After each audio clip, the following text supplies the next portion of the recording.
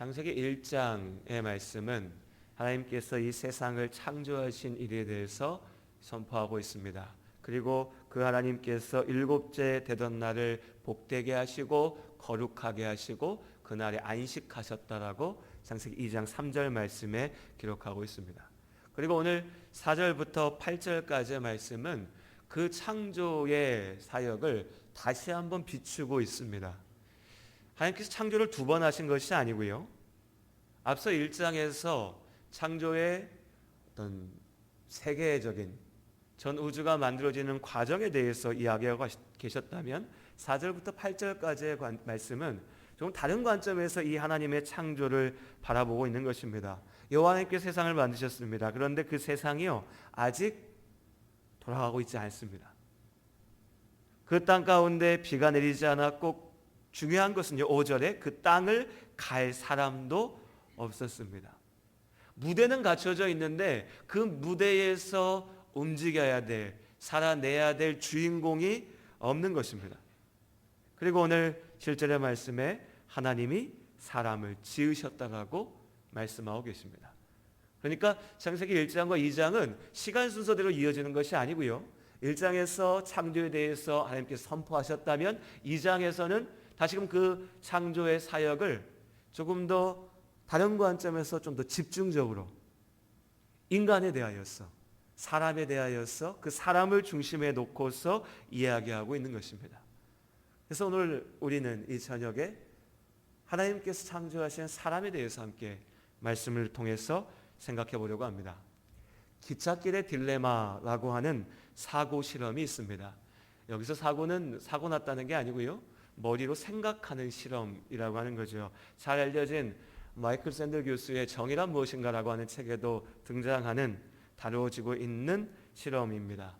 인간의 도덕성에 대해서 이야기할 때, 생각할 때에 자주 이야기되는 윤리학의 어떤 사례이기도 합니다. 어려운 얘기는 아닙니다. 앞에서 얘기하니까 좀 어렵게 들리실 수 있는데요. 간단한 겁니다. 기차가 가고 있습니다. 그 기차가 가는 선로에 그 선로를 쭉 따라가고 보면 5명의 사람이 묶여 있습니다. 이런 거 얘기할 때는요. 그 사람이 거기 왜 묶여 있어요? 누가 묶었어요? 이런 거 따지시면 안 됩니다. 그냥 그렇다는 겁니다. 생각만 하는 겁니다. 기찻길에 5명의 사람이 묶여 있습니다. 그런데 이 기차가 브레이크가 고장이 났어요. 쭉 가면 어떻게 됩니까? 5명이 죽게 되는 거죠. 그런데 다행히 기차가 오는 그 길에 이 기차를 다른 방향으로, 다른 선로로 옮길 수 있는 교차점이 있습니다.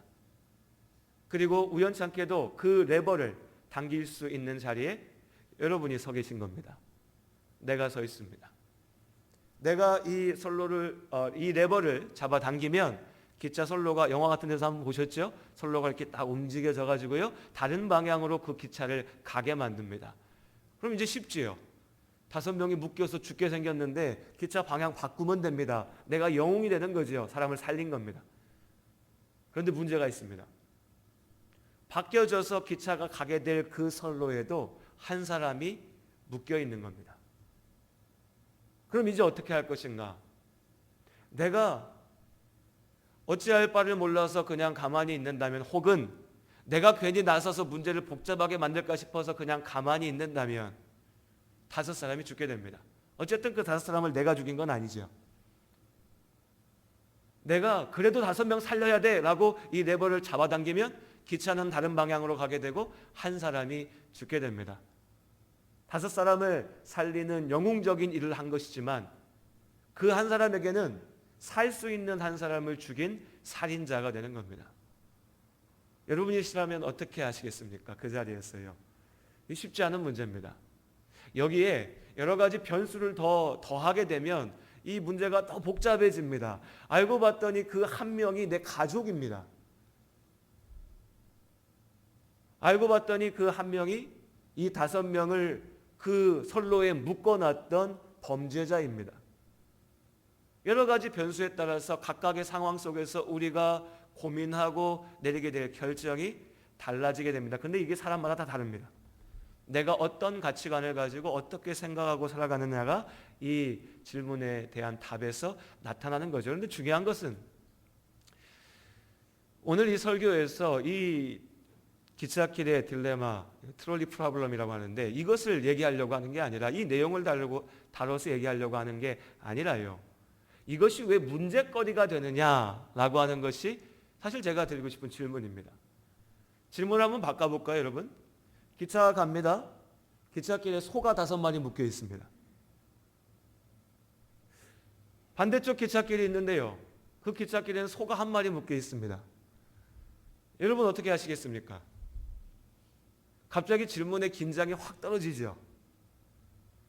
사람이라고 생각하면 이게 실제 일이 아닌데도 생각만 해도 긴장됩니다. 복잡해지죠. 소라고 하니까요. 이건 뭐 어떻게 되든 말든. 저라면 1마리 있는 쪽으로 돌리겠어요. 왜냐하면 소를 살리는 것도 중요하지만요. 소가 5마리 있으면 잘못하면 기차가 탈선할 수도 있지 않을까요? 그럼 기차에 타고 있는 사람 다치잖아요. 살려야죠. 소가 아니라 쥐라면요. 아마 이쯤 오면 이제 우리 성도님들 목사님 뭘 그런 복잡한 쓸데없는 걸 생각합니까? 쥐 죽든 말든 뭐 그거 쥐 없으면 더 좋죠. 그렇습니다. 제가 말씀드리고 싶은 건 이겁니다. 왜 이것이 우리에게 고민거리가 되는가?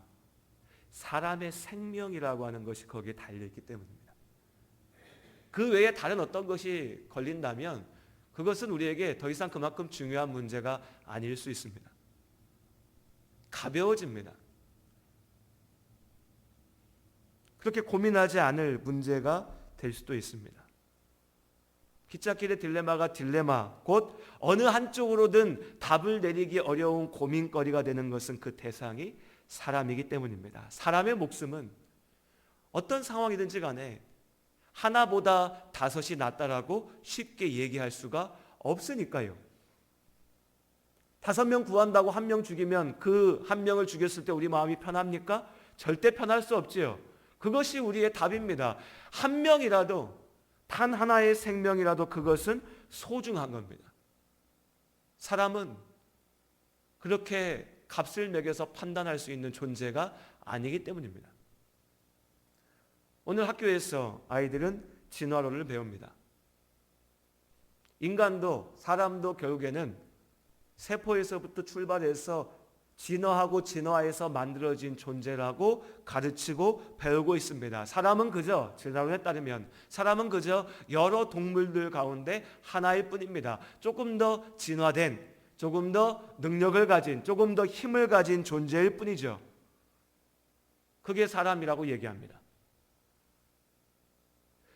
과학이라고 하는 명분으로 포장되어 있는 이 주장에 이 진화를 믿지 않으면 시대에 뒤떨어진 사람이라고 비판하기 때문에 우리는 겉으로는 그래요, 그런 것 같습니다. 사람도 진화한 존재인 것 같습니다 라고 이야기합니다. 그렇게 배우죠. 문제는 우리의 마음속에서는 계속해서 그렇지 않다라고 외치고 있는 겁니다. 사람이 그렇게 단순하지 않다고, 우리가 그저 동물들 가운데 하나가 아니라고.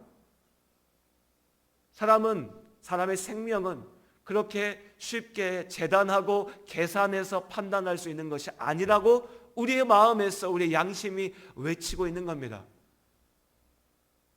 이게 우리의 고민거리가 되는 거죠.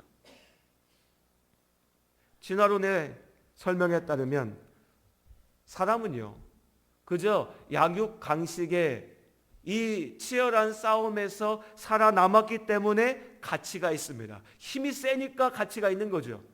다른 존재를 죽이고 내가 살 수 있으니까 내가 이 땅에 있을 수 있다라는 겁니다. 그런데 이런 설명은 사람의 생명의 가치를 다 얘기할 수가 없습니다. 진화론의 주장을 따라가면 어떻게 되는지 아세요? 잘나고 똑똑하고 능력 있고 멋지게 생긴 사람이 여기 있습니다. 젊은 사람이 있습니다. 반대쪽에는 병들고 못났고 약하고 장애가 있고 병들었고 나이 든 사람이 있습니다. 누구의 생명이 더 소중할까요? 우리의 양심은, 하나님께서 우리 가운데 주신 우리의 가슴은 외칩니다. 이걸 판단할 수 없다고. 생명은 다 소중하다고요. 진화론의 답은 뭔지 아십니까? 젊고 힘있고 능력 있고 더 살 확률이 높은 존재가 살아야 된다고 얘기합니다. 이것이 세상이 이야기하는 가짜 생명입니다. 하지만 오늘 말씀은 우리에게 분명하게 한 가지를 이야기합니다. 하나님께서 창조하신 세상에서 사람은 특별합니다. 이것이 오늘 말씀 가운데 우리가 기억해야 될 첫 번째입니다. 무엇보다도 사람이 특별한 것은, 사람은요, 우리는 하나님의 형상대로 지음을 받았기 때문입니다. 우리 창세기 1장 26절과 27절 말씀 함께 읽겠습니다. 26절 27절 한 목소리로 읽겠습니다. 하나님이 이르시되 우리의 형상을 따라 우리의 모양대로 우리가 사람을 만들고 그들로 바다의 물고기와 하늘의 새와 가축과 온 땅과 땅에 기는 모든 것을 다스리게 하자 하시고, 하나님이 자기 형상 곧 하나님의 형상대로 사람을 창조하시되 남자와 여자를 창조하시고, 하나님께서 우리를 하나님의 형상으로 창조하셨습니다. 이 26절과 27절에 대한 더 어려운, 더 깊은 조직신학적인, 교리적인 설명은 오늘 드리지 않겠습니다. 우리 그냥 단순하게 생각하죠. 우리는 하나님의 형상대로 지음을 받은 특별한 존재들입니다. 그것이 사람입니다. 그래서 사람이 소중한 겁니다. 그래서 생명은 그 가치를 셀 수가 없는 겁니다. 그래서 한 사람의 생명일지라도 100명, 1000명, 10,000명과 비교해서 가볍다라고 이야기할 수가 없는 겁니다. 왜냐하면 우리는 하나님의 형상대로 지음을 받았기 때문입니다. 하나님께서 우리를 만드신 줄로 믿습니다. 하나님께서 우리를, 나를, 이 자리에 계신 한 분 한 분을 특별하게 창조하신 줄로 믿습니다. 이러한 인식이 나라고 하는 사람의 정체성의 기초가 되어야 됩니다. 어려운 얘기가 아니라 아주 실제적인 얘기인 겁니다. 어떤 교리의 딱딱한 이야기가 아니라 우리가 살아가는 모든 삶의 순간에 기초가 이것이어야 됩니다. 우리는 하나님의 형상으로 지음을 받았고, 그래서 나는 특별한 것입니다. 그리고 우리는 이 정체성 위에서 살아가야 됩니다. 사람이 특별한 존재라고 하는 것이 우리 인생관의 분명한 기준이 되어야 되고 우리의 행동 양식을 결정하는 것이지요. 쉽게 이야기하면, 여러분 세상을 살면서요, 하루하루 사시면서 사람을 대할 때 어떻게 대하십니까? 내일도 아마 우리 성도님들 식사하러 식당에 가실 겁니다.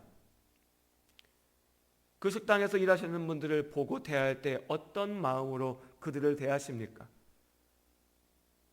버스를 타실 일이 있다면 버스 타서 기사님을, 그리고 그 차에 타고 있는 다른 사람들을 보고 대할 때 어떤 마음으로 우리가 그들을 바라보느냐의 문제인 겁니다.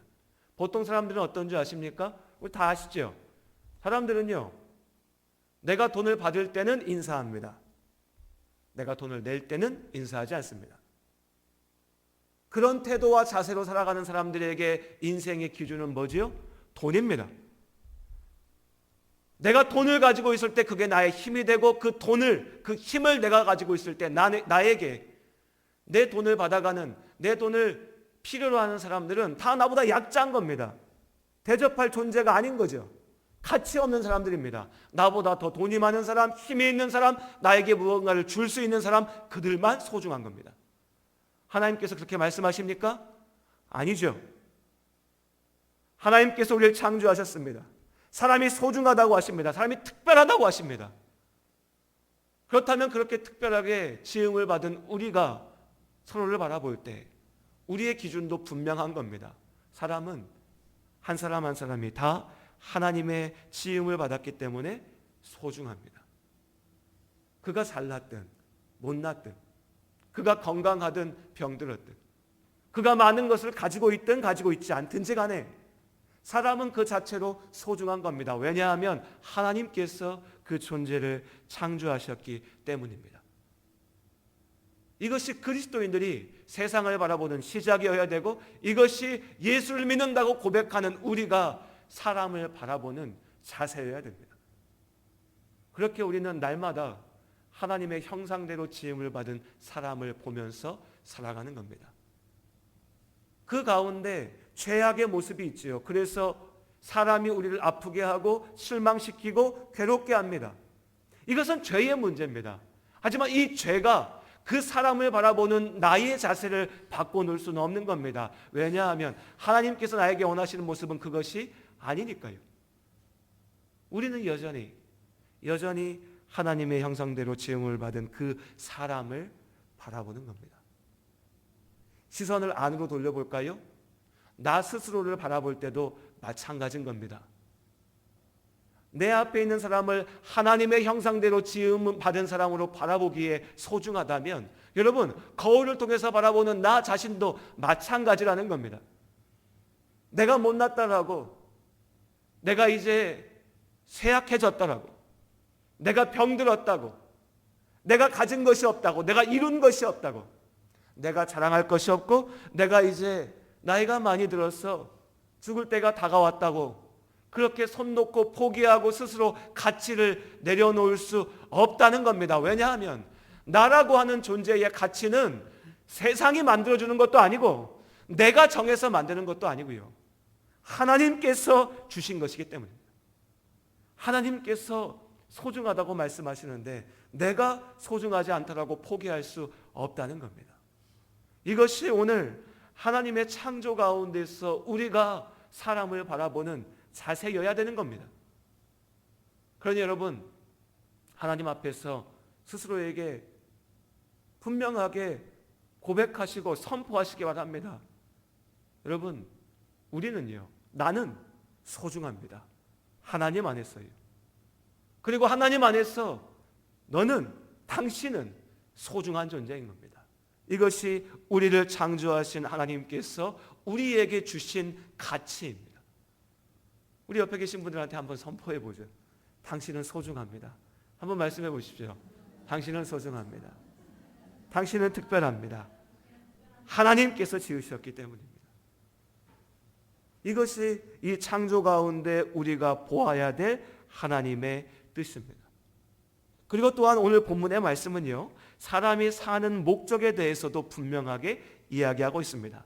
하나님께서는 이렇게 특별하고 소중하게 지으신 사람을 좋은 땅 에덴에 있게 하셨습니다. 그 축복의 땅을 지키고 경작하는 사명을 그들에게 맡기셨습니다. 2장 15절의 말씀입니다. 우리 같이 한번 읽어보겠습니다. 창세기 2장 15절 함께 읽겠습니다. 여호와 하나님이 그 사람을 이끌어 에덴 동산에 두어 그것을 경작하며 지키게 하시고, 에덴에 대한 이야기를 할 때 우리 이 15절을 잊어버릴 때가 많습니다. 그냥 하나님 만드셔갖고 그냥 놀게 하셨나? 이 사람들 뭐하고 있었지? 아담은 그냥 빈둥빈둥 먹고 놀았나? 그게 아니죠. 오늘 15절에 하나님께서 그 사람에게 분명한 소명을 주셨습니다. 하나님께서 있게 하신 그 자리 에덴에서 그 땅을 경작하며 지키게 하셨습니다. 그 땅이 가치를 갖게 하셨습니다. 그 에덴의 가치는, 이 세상의 가치는 사람이 그 땅에서 살고 그 땅을 경작하고 그 땅을 하나님 앞에 영광의 자리로 돌리게 하기 때문입니다. 이 사람이 없다면 에덴은 아무 의미가 없는 자리가 되는 겁니다. 오늘 우리에게 주신 소명도 마찬가지인 것이죠. 앞서서 하나님께서 사람을요, 자기의 형상대로 창조하신 이후에 뭐라고 말씀하셨습니까? 1장 28절에요. 같이 한번 다시 읽어볼까요? 1장 28절 말씀입니다. 하나님이 그들에게 복을 주시며 하나님이 그들에게 이르시되 생육하고 번성하여 땅에 충만하라. 땅을 정복하라. 바다의 물고기와 하늘의 새와 땅에 움직이는 모든 생물을 다스리라 하시니라. 이 1장 28절과 2장 15절은 같은 명령인 겁니다. 같은 명령을 다르게 얘기하는 거죠. 에덴에서 너희가 그것을 경작하고 지키라. 1장 15절의 표현으로 하면 이 세상이 너희의 것이니까, 내가 이 세상을 너희에게 맡기니까 너희는 생육하고 번성하고 이 땅에 충만하여서 이 땅을 정복하고 이 땅에 이 세상의 모든 것들을 너희가 다스리라. 이것이 하나님께서 사람에게, 우리에게 주신 소명입니다. 이 소명은 죄로 인하여서 가리워졌고 무너졌지만 예수 그리스도의 은혜 가운데 우리 안에서 다시금 살아나 다시금 우리에게 주어져 있습니다. 우리가 왜 사는가? 우리는 하나님께 영광을 돌리기 위해 삽니다. 어떻게 영광을 돌릴까요? 우리를 있게 하신 우리의 자리에서 그 땅을 경작하고 그 땅을 지키면서 하나님께 영광을 돌리는 겁니다. 우리를 있게 하신 그 자리에서 우리가 번성하고 충만하여 그 땅을 다스리면서 하나님께 영광을 돌리는 거죠. 그래서 우리는 날마다 기도하는 겁니다. 주기도문에 기억하십니까? 하나님의 나라가 이 땅 가운데 임하게 하시옵소서. 우리를 통하여 하나님의 나라가 이 땅 가운데 이루어짐을 믿습니다. 이것이 우리의 삶의 목적이어야 됩니다. 이것을 위하여 하나님께서 우리를 창조하셨습니다. 여러분 한번 생각해 보십시오. 지금 잠시 내가 왜 사는가? 내 인생의 목적은 무엇인가? 좋은 아파트 사서 이사 가서 잘 사는 거 목적 아니지 않습니까? 노후 준비 잘해가지고 잘 먹고 즐기는 것, 이게 인생의 목적 아니지 않습니까? 내 자식 좋은 학교 보내서 잘 키우는 것, 이거 인생의 목적이 아니지 않습니까? 그것은 하나님께서 우리에게 맡기신 소명의 한 부분, 내가 너를 세운 그 자리에서 네가 잘 경작해라, 네가 그 자리에서 잘 다스려라, 그 자리 가운데 충만하라 라고 하는 그 명령의 한 부분일 뿐입니다. 그 모든 명령의 목적은 무엇이지요? 하나님께 영광을 누리는 것입니다. 여러분 이건 대답하셔야 됩니다. 답도 알려드렸으니까 제가 다시 한번 여쭈어 보겠습니다. 여러분 인생의 목적이 무엇입니까? 답을 알려드리고 여쭤봤는데 이렇게 자신이 없어요. 이건 다 100점 받아야 되는 답인데 다시 한번 여쭤보겠습니다. 여러분 인생의 목적이 무엇입니까? 그럼 여러분 그 인생의 목적을 붙잡고 사십니까? 하나님께 영광을 누리게 사는 겁니다. 이 큰 목적 안에서 지금 나에게 주어진 작은 순간순간들을 열심을 다해서 살아가는 겁니다. 기억하시기 바랍니다. 우리 인생의 목적은 하나님께 영광 돌리는 것입니다. 나를 있게 하신 그 자리를 지켜내는 것입니다. 그것을 통하여 하나님께 영광 돌리는 것입니다. 우리가 이 목적을 기억할 때 하나님께서 우리의 삶을 회복시키실 줄로 믿습니다. 그리고 마지막으로 우리는 우리 인생의 시작과 끝이 온전히 하나님께 있음을 말씀 가운데서 봅니다. 창세기 2장의 말씀에서는 사람과 아담을 구별해서 표현합니다. 그러니까 예를 들어서 2장 7절의 말씀에 보면 하나님이 사람을 지으셨다라고 얘기합니다. 2장 8절에도 그 사람을 에덴에 두셨다라고 이야기하죠. 그렇게 사람이라고 계속해서 이야기합니다. 그렇게 이어져 가다가 2장 19절에 가면은 이제 아담이라고 하는 이름이 등장합니다. 아담이 모든 생물의 이름을 불러서 그것들의 존재의 가치를 부여하죠. 아담이 에덴 가운데서 자신의 아내가 되는 여자 하와와 함께합니다. 이렇게 성경의 본문에는 우리 한글 성경에는 사람과 아담이 구별되어져 있습니다. 하지만 히브리어 성경에서 보면요, 사람과 아담은 모두 다 아담입니다. 최초의 인간 남자의 이름이 아담입니다. 그리고 이 아담이라고 하는 이름은 단지 최초의 인간 한 사람만을 이야기하는 것이 아니라 모든 인간을 대표하는 이름이 되기도 하는 것이죠. 그런데 재미있는 것은 오늘 2장 4절에 히브리에서 땅을 얘기할 때요, 이 땅이 아다마입니다. 히브리어를 잘 모르는 우리가 봐도 뭔가 비슷해 보이시죠? 아다마 그리고 아담. 그러고 보니까 저 뒤에 설교 듣고 있는 아담이가 자꾸 움찔움찔하겠네요. 예. 아담아, 이게 땅이고요. 그 땅의 흙으로 7절 말씀에 여호와 하나님이 그 땅의 흙으로 지으신 존재, 아담아의 흙으로 지으신 존재가 아담입니다. 사람이지요. 사람은 결국 흙인 겁니다. 그 흙인 사람이 살 수 있는 것이, 그 살 수 있는 이유가 어디에 있습니까? 7절에 하나님께서 생기를 그 코에 불어넣으시니, 하나님께서 생명을 주셨기 때문에 사람이 사람일 수 있는 겁니다. 사람이 살아있게 되는 것입니다. 우리가 살 수 있는 것은 하나님께서 생명을 주셨기 때문입니다. 반대로 얘기하면 시편 104편 29절에 얘기하는 것처럼 하나님께서 그 생명의 호흡을 우리 가운데서 거두어 가시면 그때 사람은 그저 흙으로 먼지로 돌아가게 되는 것입니다. 이것은 우리의 한계를 분명하게 보여줍니다. 생명이라고 하는 것은요, 우리가 욕심낸다고 주어지는 것이 아닙니다. 모든 사람이 오래 살겠다, 건강하게 살겠다, 나는 잘 살겠다라고 욕심내지만 그 욕심을 가지고 주어지는 것이 아닙니다. 생명은 우리 찬양처럼요, 생명은 오직 주께 있는 줄로 믿습니다. 우리에게 생명을 주신 하나님이십니다. 동시에 우리의 한계를 내 욕심과 내 능력과 내 어떤 것으로 얻을 수 없는 생명은 하나님께 있다라고 하는 이 고백은 우리에게 소망이 됩니다. 왜냐하면 하나님께서는 그 생명을 우리에게 주신 하나님께서는 우리를 죽이기 위해서 창조하신 것이 아니기 때문입니다.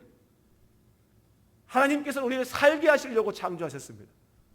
하나님의 땅에서 하나님께서 우리에게 주신 그 복된 땅에서 살게 하기 위하여서 우리에게 생명을 주셨습니다. 우리가 죄로 인하여서 죽게 된 것이지요. 그리고 이제 예수 그리스도의 대속의 죽으심에 힘입어서 우리는 생명을 얻은 줄로 믿습니다. 우린 죽어서 헛되이 흙으로 돌아가는 것이 아닙니다. 잠시 죽을지라도 예수 그리스도를 따라서 부활의 생명을 누릴 것을 믿습니다. 그러니 주님 안에 사랑하는 우리 성도님들, 오늘 우리가 말씀 가운데 이 사실을 분명히 기억하기 원합니다. 우리는 특별합니다. 왜냐하면 하나님께서 우리를 창조하셨기 때문입니다. 우리는 소중합니다. 그리고 우리는 목적이 있습니다. 하나님께서 우리에게 맡기신 그 사명을 감당하는 것이고 하나님께 영광을 돌리는 것이지요. 그리고 우리가 이 소명을 감당하며 나아가는 그 길 가운데 우리가 붙들어야 될 것은 먼지에 지나지 않는 육신을 배불리고 가꾸는 그 일에 목매는 것이 아닙니다. 우리에게 생명을 주시는 하나님, 참된 생명의 물을 우리에게 부어주시는 예수 그리스도를 붙잡는 일에 열심을 다하시기를 주님의 이름으로 권면드립니다. 이것이 우리의 삶의 방향이고 우리의 삶의 길입니다. 새롭게 나아가는 한 주간 가운데도 하나님께서 우리 성도님들 한 분 한 분에게 부어주시는 생명의 호흡에 힘입어서 살아가시기를 주님의 이름으로 축복합니다. 그리고 무엇보다도 여러분 기억하십시오. 여러분의 삶은 소중하고 복된 것입니다. 왜냐하면 하나님께서 살리셨고 하나님께서 주셨고 하나님께서 지키셨기 때문입니다. 이 사실을 기억하시며 은혜 가운데 나아가는 한 주간이 되시기를 다시 한번 주님의 이름으로 축복합니다. 기도하겠습니다. 하나님,